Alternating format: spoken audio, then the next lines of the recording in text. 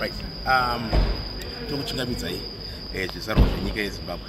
Tokuchingamidza kunhandare yendege iri kuVictoria Falls muSiyatunya Shunguna Mutitima.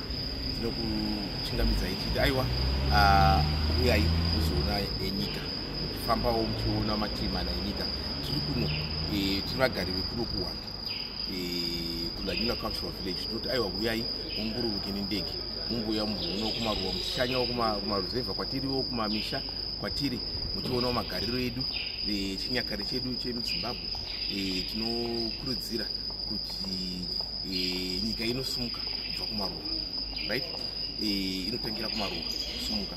Saka kushanya kwenyu kumaruwa kwatigere kunoita kuti nyika yedu ibva yasumukira zvakanaka-naka.